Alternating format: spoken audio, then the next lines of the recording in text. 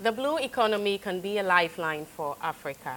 It will also embrace economic opportunities. The African Continental Free Trade Area is here to reduce congestion and promote free movement of goods and the people. Trade can be the backbone of every country and its economy. My name is Jacqueline Favor Asase. Welcome to Port and Maritime Agenda. But before I introduce my guest, let's take a quick break. We'll be right back. The Consolidated Shipping Agencies Limited, or CONSHIP for short, is a world-class Ghanaian logistics company formed in February 1996. It is based in Accra, Tema, and Takoradi in Ghana, West Africa. We've expanded our portfolio to offer services such as marine and husbandry services, onshore and offshore logistics services, projects, international freight forwarding services, and warehousing. Today, due to its numerous partnerships, CONSHIP has a network over 2,000 locations globally from which it can do business. This enables the company to fulfill its prime goal of providing quick, efficient, and dependable services for its customers. The vision: succeeding together with passion.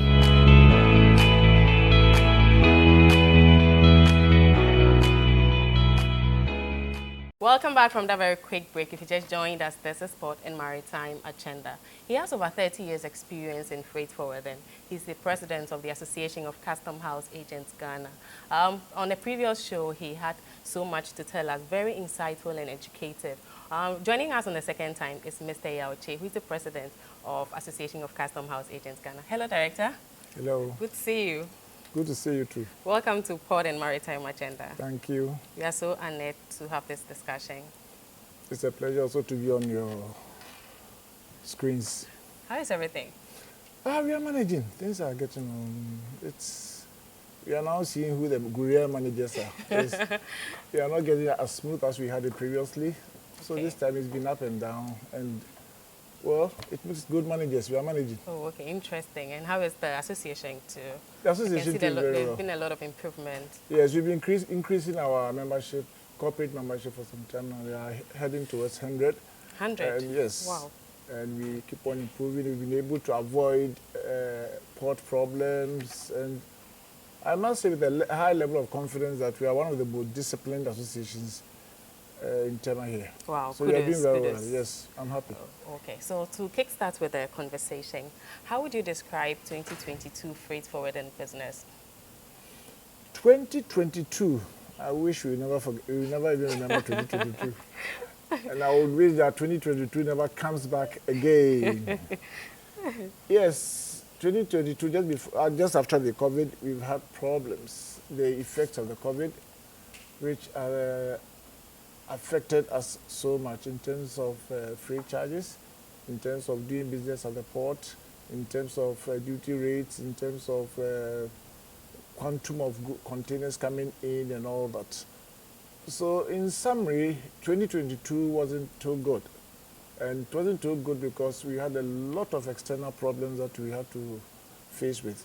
And when our principals are not doing very well, automatically it affects us. Yeah. When the economy is not doing very well, automatically it affects us. So it was quite a hard period, very, very difficult period. But then, as I said earlier, we are still managing.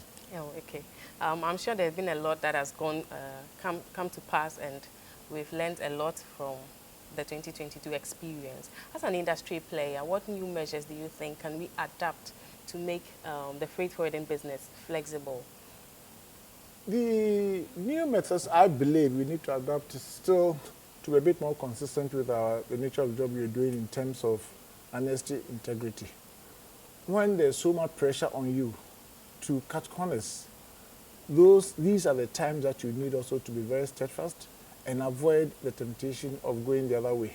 Because if you go the other way and you are arrested, you are caught, it will rather give you more problems in your business. So I believe that when the pressure is so much on you, there's so much pressure from external forces, especially when the duties and taxes at the port are quite high. There'll be a lot of pressure on you to find ways and means of cutting down costs and all that for the importers and for other individuals. But then this is the very time you need to live above the waters and avoid such things. Because if you're able to go through at these times, I believe that the normal times will be quite good. So we believe that definitely we can't stay like this forever. Okay. Things will get on better. So when things are getting on better, you need also to improve upon the services you're offering. So I think that we should still live above the waters. And the other issue too is about management. We need to know that things are not the same as previously. Okay. In terms of cost of operations have gone very high for us, and therefore you need to, revenue would either remain the same or it would go down because of the inflationary rates. Yes, it will go down. But then this is the time for you also to reduce your expenditures. So anytime we meet, I've been telling my members that yes, we are in difficult times, but then reduce your expenditures to meet at least your income halfway. Okay. Because expenditures you may have so much control over, but the income you may have just very little control.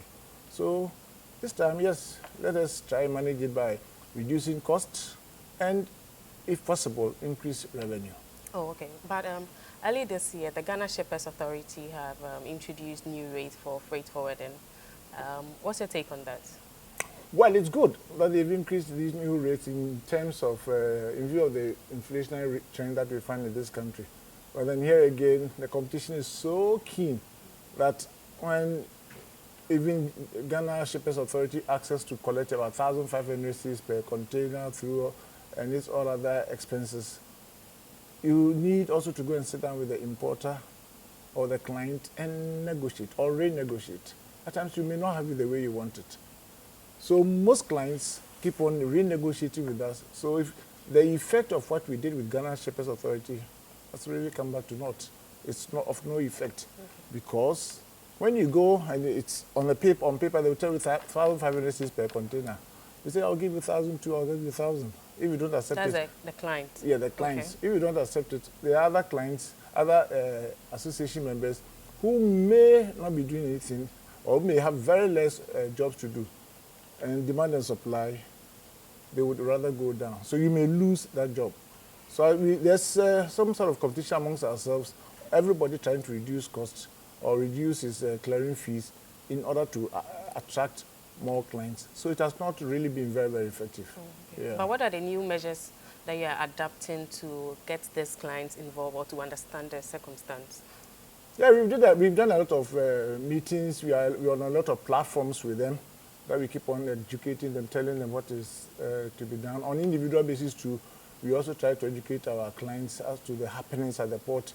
And we also attend some meetings with them. At times, we also use some other stakeholders also to educate them. Customs, for example, has been doing quite well for us. We've been educating our clients. And the GUTA and other trade associations to be meeting them from time to time. So we've been telling them how the situation is. But some of them may not even accept it because of the cost involved. But then what else can you do? You need to keep on talking to them and discussing it. And I think by and large we are doing well. Oh, okay. We are doing well. Interesting. You have been visiting the port from time to time. How would you, what's your assessment in the cost of doing business at the port now? The cost of doing business at the port now is quite exorbitant. It's been the talk of the town. When I say talk of the town, among the maritime industry, this is what everybody is discussing.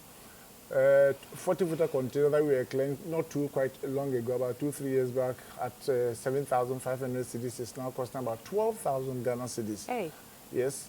And almost everything has shot up by about 50%. It's not only the shipping lines, GPH, I understand they are even renegotiating their charges again. They want to increase their charges. All the handling companies are also doing the same. The regulatory bodies, FDA, they've shot up their prices. GSA, Ghana Standards Authority, they've also shot up their prices. Almost every organization at the port here is increasing its charges. So it becomes very difficult. So, and what else can you do? We keep on passing it on, passing it on. Even the government, the introduction of the VAT system also shot up prices. We are still maintaining a lot of taxes. We're even still maintaining COVID taxes. We are still maintaining levies, 1% or levy on the imports. We are still paying all those things. So when you go through the taxes we are paying to government, it's a lot. And the rate of exchange, because it keeps on shooting up, it means that the higher the rate of exchange, the more you pay. So a vehicle that we were paying about 20,000 cedis to clear not too quite long ago, about a year ago, you find yourself paying about 35,000 cedis, yes, because of the rate of freighting and other costs at the port. Whatever costs also are borne by the importers at the port would definitely be passed on to the final consumer. So that's how the trend is going. So we are also in our own small way keeping up to the inflationary trend in the country, yes. But there have been some forms of meetings and negotiations with government. What's the outcome so far? Yeah, we've had a lot of meetings with the government on how to reduce costs at the port here, but invariably the economy is the dictator at the port here. And the rate of exchange is also dictating the pace of cost of doing business at the port. The shipping lines will keep on increasing their charges because the rate of exchange is quite high. They will tell you, yes, a lot of their input comes from outside. And at the end of the day, they need to transfer the money outside the country. So depending on what the rate of exchange is, would determine how much they can transfer. The terminals, yeah, they also talk about the machinery and other inputs that they all import. So they will have to charge us and when the rate of exchange also goes up. And the other major issue is about inflation. Any time the inflation goes up, everybody is on the alert. It's on the alert to increase its charges. The regulatory bodies, FDA, Ghana Standards Authority, they are also here. Anytime the rate goes up, they also keep on putting application to increase their charges.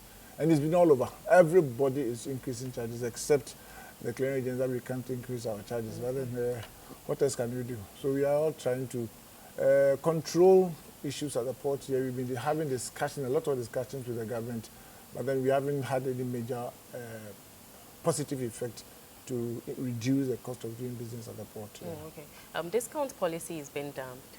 Do you subscribe to that? This is quite a delicate issue. Discount, yes. I'm sure some people say, hey, 30% discount was good. Well, let me tackle it from two angles. Okay. From the importer's angle. The importer, when he's giving 30% discount off my FOB, my invoice value or my assessed value, then you give you 30% of the amount. It means that plus or minus, you have about 30% of the duties you're going to pay. So every importer or every client will be happy to enjoy the 30% discount. That's quite good. They will tell you, yes, when you reduce it, when I'm going to sell, I will let it remind me that government reduced it by 30% and they enjoy it. 30% from the government's point of view too will tell you, yes, we are also losing 30% of all income, all duties paid because of this discount. Why do we even have to give them discount? There's no point. Well, some of us were not very much in favor of this 30% because we realized that it was not sustainable. It was not sustainable. And secondly, it was something that it would bring some distortions into the system. For example, arms and ammunition, we give 30%. Yes. Candies, we give 30%. All sorts of items, beer, blah, blah, blah, and drinks and all that. These are some of the items that the government has also told us specifically and time again that they want to reduce the importation of these items. Which they haven't. They haven't. Okay. And therefore, they are also enjoying the 30%. That's the problem I have. So I think that the 30% should have gone to some selected commodities that the government wants to encourage in the absence of local industries. Now, if we have local industries here producing the same item and somebody brings it from China and you again ask the person to pay 30% less the duty that you have intentionally imposed because you want to reduce or discourage the importation of those items, does it make sense? It doesn't. It doesn't. So that's the angle I come from, that I think that the 30% wasn't very productive, because if we want to discourage items, you don't turn back and give the same items 30% off.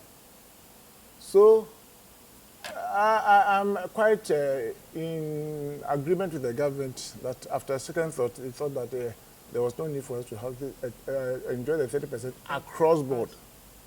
And the accounts will tell you, enjoy, nobody's enjoying again. So let all of us go through the mainstream and pay 100%. Now, if the government wants to discourage the importation of drinks, importation of arms and ammunition or some other products, then the government can impose further duties or tariffs on them, so that we can have some discouragement when it comes to some of these items. If the government wants to encourage a particular items, you can do it through tariff interpretations.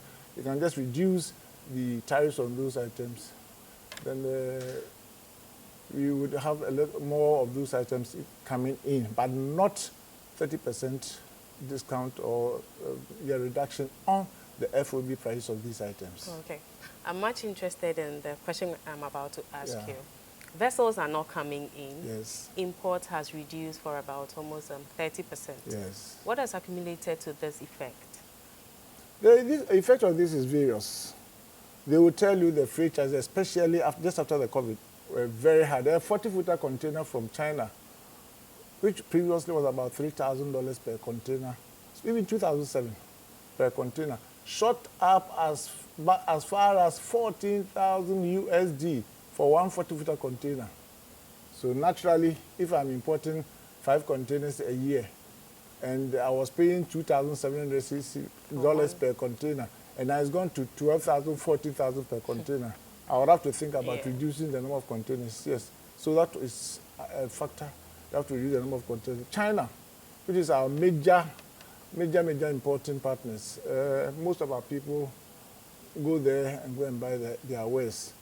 Now they also asked that anytime you come there, either they won't allow you to come at all because of the COVID issues, or when you come there, you stay indoors for 2 weeks before you can go. And the 2 weeks, going to spend so much on hotel bills and stay there for 2 weeks, and even the possibility that you may even be infected with this COVID issue. So it also discouraged a lot of people from traveling to China. You ask me, why can't they do it online? But then some of these Chinese guys, when you want to do it online, we've had experiences at the port here, when you import product A, by the time you get to the port here, it's the product B.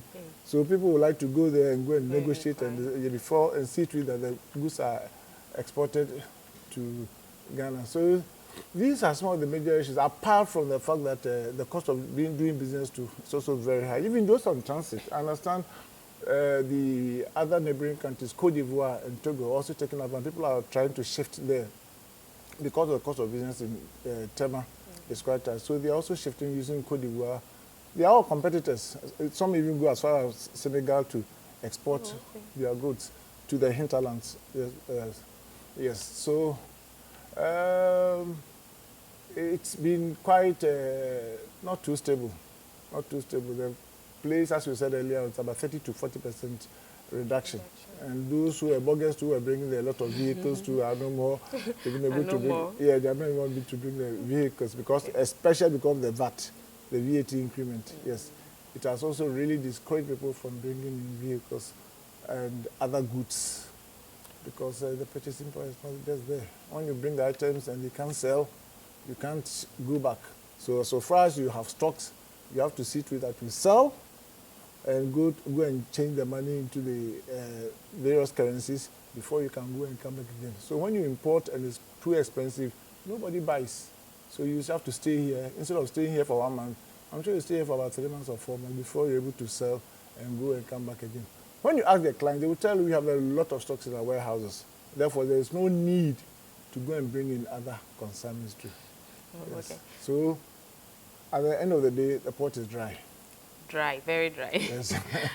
The 2 ports, that's the Tema and then Takoradi port, are the major ports in the country. Yes.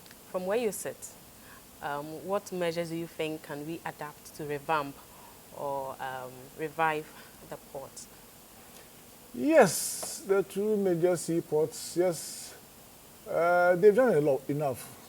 The introduction of the service of NPS. NPS has really introduced tremendous improvements at the port when it comes to clearing goods at the port. Tema, I'm referring to Tema, yes. Previously, averagely, it's about between 4 to 7 days before you can clear consignment. That is even if you work very fast. But now, I can assure you that within a day, you can take goods at the port, yes. So some of the measures are the introduction of NPS. Again, Meridian Port Services, when I say NPS, the Meridian Port Services. Again, they also work 24 hours. 24 hours, and that's another great improvement that they brought to the port. Okay. So You can even go and sleep and get up at 8 o'clock and Yes, walk though. into the port, or even 2 a.m. Go and clear your consignment and come back to sleep. Yes, it's just another great improvement. Apart from that, GPH is also sitting up because of the competition from NPS. They are also sitting up, so you are getting better services now. Outside that, the shipping lines, they are okay, but we are still having issues with their cost of doing business at the port. The cost of doing business, their charges are just too high. Charges are just too high, and they keep on varying their charges because they have very little control over them. Nobody talks about their charges, so they keep on increasing their charges and introducing even new charges at the port. So it's been something that we have been talking to them about, but then there's not been too much improvement. So I believe that from time to time, we will keep on talking to them, we keep on talking to the stakeholders, and things will get on better at the port.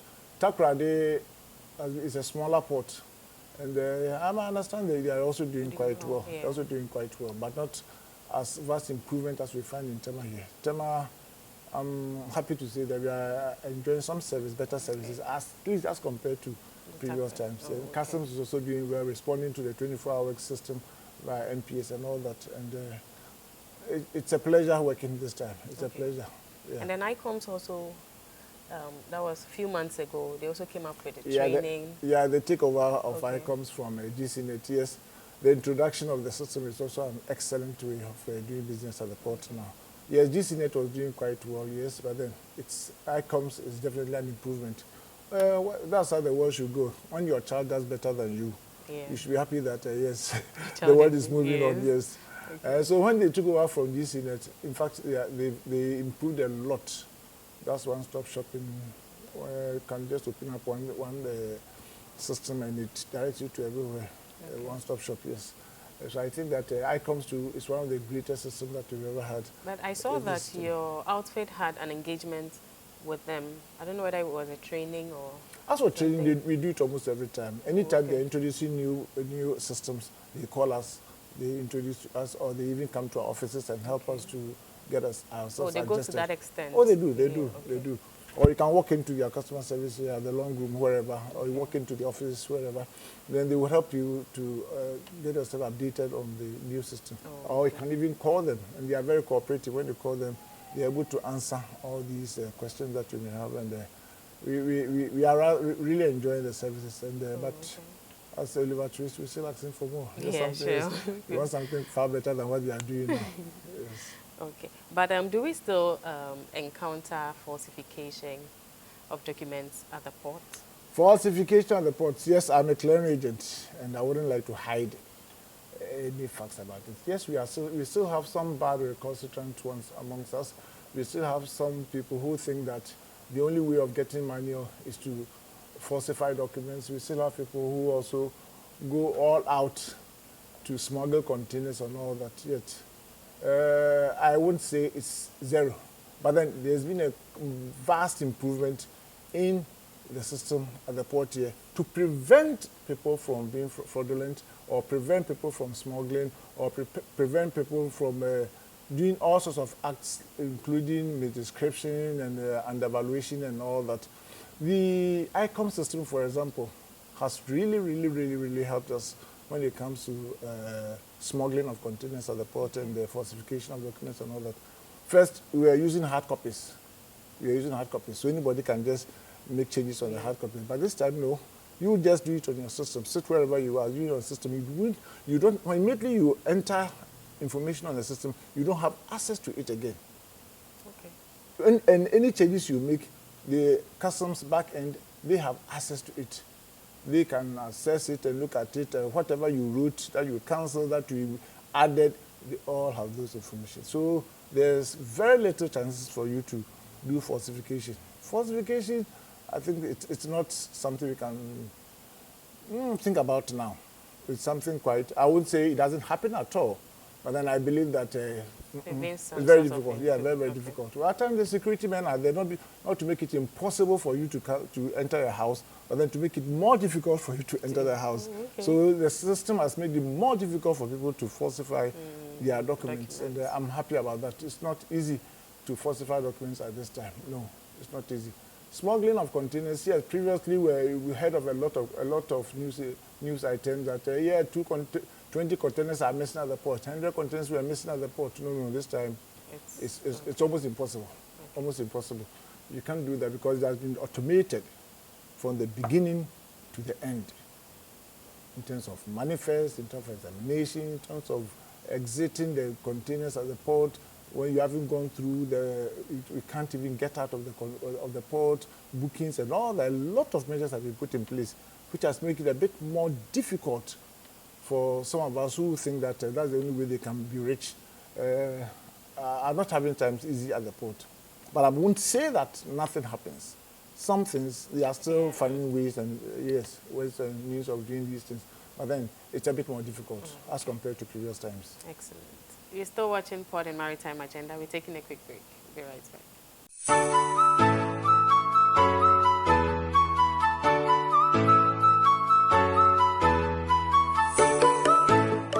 Hello, my name is Clay Crane.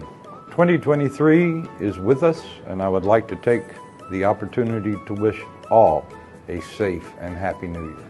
APM Terminals Liberia has, over the years, been a leader in port operations in Liberia.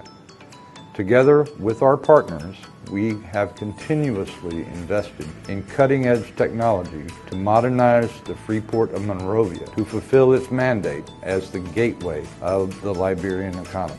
This year, we are poised to accelerate this vision. So we are going to contribute to accelerating the vision in 2023 by improving the already good outcomes of our port digitalization to give our customers, our users, and staff a better experience by collaborating with our external stakeholders. In accelerating the vision in 2023, we will keep the customer at the center and at the heart of what we do. We are always developing our people here at APM Terminals Liberia by equipping them with the needed knowledge, skills, and exposure. They will be empowered to deliver more as we accelerate our vision this year. APM Terminals Liberia continue to perform well in health and safety thanks to our continuous adaptation to ways of working and safer handling of cargo. We have recorded 0 fatality in 2022. 2023, we're going to continue to accelerate our vision for safety to ensure that we are safer, bigger, and better. At APM Terminals Liberia, operations demand efficiency. There is a renewed sense of enthusiasm amongst the team. Everyone is aware of how critical our work is with regards to accelerating the vision of APM Terminals. Happy New Year and welcome to the year 2023. We are aware of the global economic challenges, but we want to take this opportunity to assure our staff and our stakeholders that APM Terminals Liberia will put in the right investments in support of our bigger, better, and safer global operations to allow for the greater economic growth and prosperity of Mama Liberia.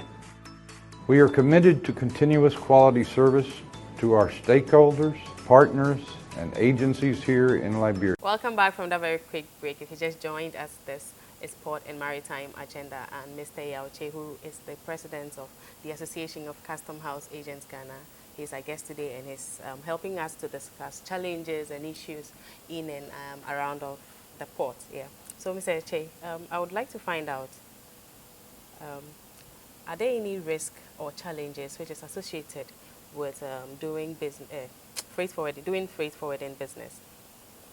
Risk and challenges, yes.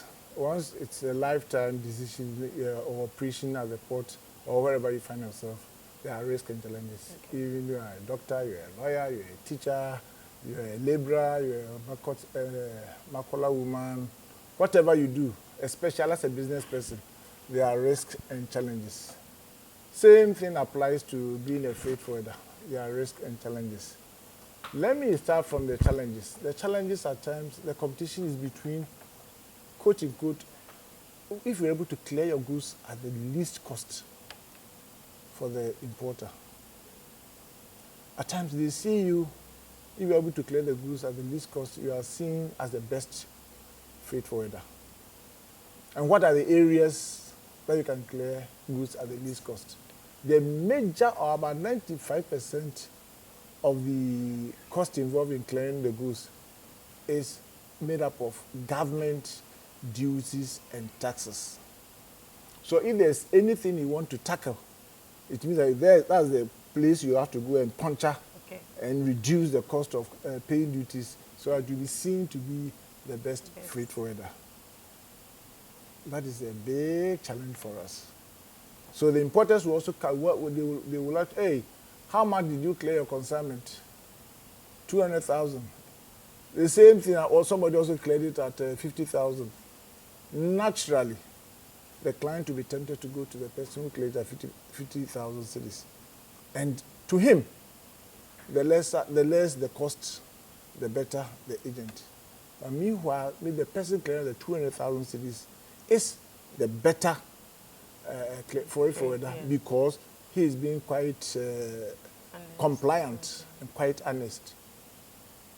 But the challenge is that I'm losing so many clients because all my clients are going to freight forwarder A because he's clearing the goods at about 1/3 the cost of what I'm doing. I don't mind how he does it. But immediately he does it at such a less cost and the importers are all shifting to him. What is your temptation? Then you better stop the freight forwarding job and go and see somewhere because something else. Yes. So that's our greatest challenge. So immediately government puts in measures at the port, that makes it a bit more difficult for people to have their own way of doing things, the better for all of us. And then the playing field has been set for a very fair match. But then when the terrain is not too plain, it's not too stable, others have their way, and those who are illegally having their way are those who make much more money through more clients. So these are the challenges. Whether you have to adapt your sincerity, your honesty, and join the bandwagon, or not even the bandwagon, the few ones who are doing the nyama jobs, or you stick to your actual way of doing things, or your compliant way of doing things, hoping that things will change at the port and things will be better. But I think that if you're able to stick to the way you are doing things, there are a lot of importers who also want it that way. Those who want it that way, a lot more will come to you. Those who don't even want it because they are trying to cut costs and all that, when it backfires at the port, when government brings in a new directive, or when they arrest Kwamena for doing those things, they all sway to you, they all come back to you. Because nobody wants to be tattered. Nobody wants to be aligned to a bad person or to a bad company. So they will come. So my advice to freight forwarders is that yes, at times difficult. At times the challenges are that you need to make so much more money. But then if this is the way you have to do it, the risk is quite high. The risk is quite high. We've started this job over some time. Some of our colleagues have gone to prison for some of these things. Yes, some of them have lost their jobs because of these things. Some of them have been banned because of some of these things. Some of them have been suspended, and various offenses or penalties have been imposed on them for some of these things. At times, go as much as 300% if you are found liable. Yeah, so the challenges will come, but then you have to do label. You have to, if you're honest, you go in, and it's also good to have about 200 clients or even 50 clients dedicated. They come to you. You are doing work well, than to having 2 or 3 who are doing the nyama jobs. When they go, they won't come back again, and they also don't owe any loyalty to you because they also know that what you are doing, you're a crook. So they don't owe any loyalty. When there's a better crooks come up, they will go. But then if you're able to organize your business so well that you put in customer service excellent, you put in some measures that will make the client feel at home and feel that you are offering better services. There are a lot of importers who would like to be with you. Because when GRA comes to them and the documentations are not right, it also to embarrass you, to embarrass them. So I think that, yes, the challenges are there, but it goes with the risk. If you want the other way, fine. But then we are managing the risk and the challenges at various times, yeah. But can anyone become a freight forwarder, or who is qualified to be a freight forwarder? Who is qualified to be a freight forwarder? According to customs, to qualify to be a freight forwarder, you have to be certified. Okay. The customs holds certification examinations at various times. And about, was it last year or so, an examination was, yes, training was held for about 6 weeks for a lot of freight forwarders. After that, they were examined, and some others were not able to go through. They failed. The basic qualification is either the previous minimum qualification O level or the senior high school level. Yes. So you just can't get up from your house and say you want to be a freight forwarder. You have to be certified.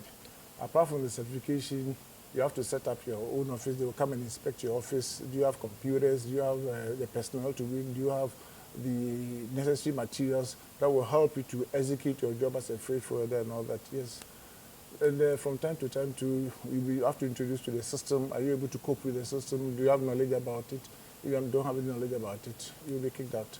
Yes, so it's not that easy. You have to really be in tune with it, the processes and everything. You need the educational qualification to also set up and be a freight forwarder. But which agencies or institution would you have to go to them for maybe for training? For training, almost all of them. We can go to ICOMS. ICOMS has training sessions, Customs has training sessions, and the other regulatory bodies, they keep on holding seminars and other training programs for us from time to time. Yeah. So when you acquire the knowledge, you are eligible to become a freight forwarder? Yes, when you're eligible to become a freight forwarder, and you pass your exams. Yes. Okay. But is the freight forwarding business reliable? Reliable. So far the sea is there and the sea hasn't gone dry. It's reliable. In any case, the freight forwarding business is not only at the seaports. Okay. At the airport too, we are there. Yeah. At the Aplao, the routes, borders too, we are there. So far as the government importation bill is high, we will find us there. So far as government also wants to export much more, we will find us there. At times, we also make up our mind as if we are doing only exports, or we are servicing our clients who only import. No. Exports too, we are there. We do a lot of exportation, especially through the airport and even Tamale here. Okay. So our prayer is that let us even expand our export base. If you want to export shea butter, I'll go to Tamale or wherever and go and take a container here, go and load the container, package it very well, and bring it to the port and export it for you.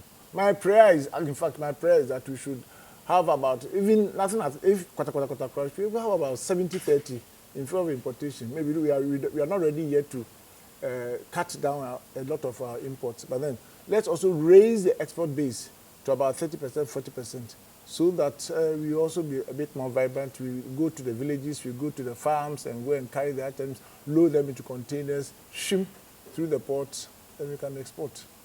So it's our prayer. Okay. Yes, it's reliable. It's reliable. It's a business that we can rely. We can really rely on and improve your services, improve your the way you do things. But I'm also happy to say that in Tema here, I don't have the statistics, but I can tell you we have directly and indirectly we employ about 10,000 people. As freight forwarders, yes. Yes, directly and indirectly we employ, yes.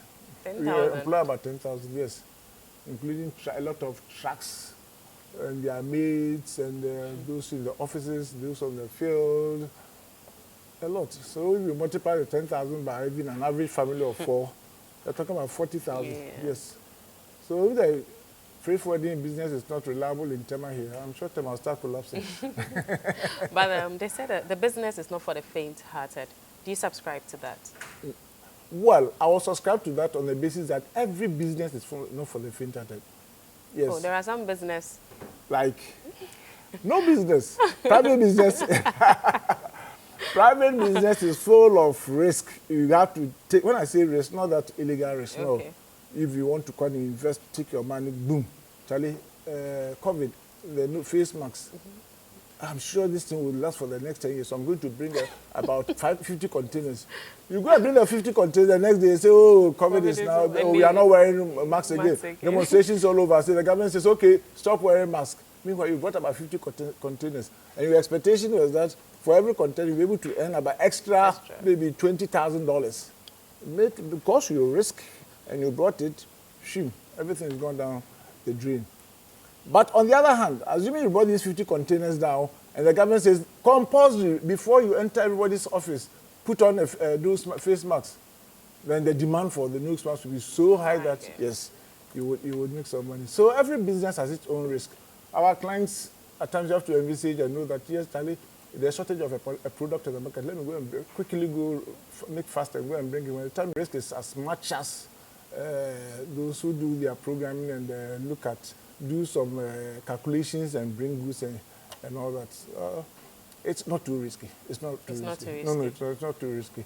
It's a job. Just put your integrity on the line, be honest, and maintain your customers. Very, very important. That's it. So before you know who your freight forwarder is, try as much as possible to do your homework very well. Not that you meet anybody by the roadside and you give him his document, you don't even know his house, you don't know his office, you don't know anything about him except his phone number. So immediately he swaps the phone number, that's the end of the story. No. So please, just be sure that at least you know the office, you are sure you are dealing with a company, not with a person. ACHAG is made up of corporate members, not individual members, corporate members. So when you are dealing with a corporate entity, it's far, far, far, far better. And you know at least you can hold his operating from and seek more references from customs, from other clients and others before you even deal with any of them. Before we wrap up, we've started we've almost ended the first quarter of the year. Yeah. What are some pivotal objectives of ACHAG? ACHAG, Association of Customs Sales Agents, our 50th general meeting.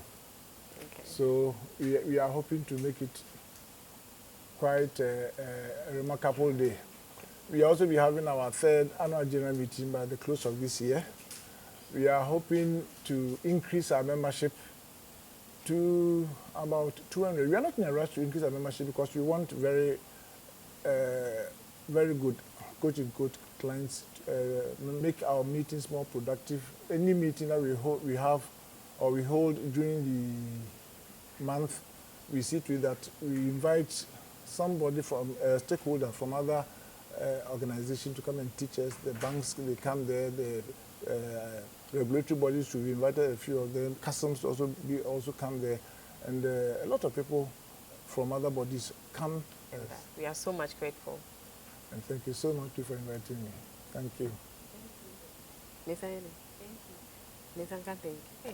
Thank you so much for receiving us and having time to share your knowledge and thoughts on port operation, freight forwarding, and among others. We are so much grateful. And thank you so much for inviting me. It's a pleasure. So this is how we wrap up on today's episode of Port and Maritime Agenda, and Mr. Yao Che, who is this is how we wrap up on today's episode of Port and Maritime Agenda, and Mr. Yao Che, who is the president of the Association of Custom House Agents Ghana, has been our guest. It's been very educative, insightful, and I believe that you watching us have also learned a lot. So we'd have to really wrap it up here. My hair and makeup is by Ves Palmer's Beauty Salon, and my outfit is also sponsored by Big Girls Collection. For more, enjoy the rest of our program.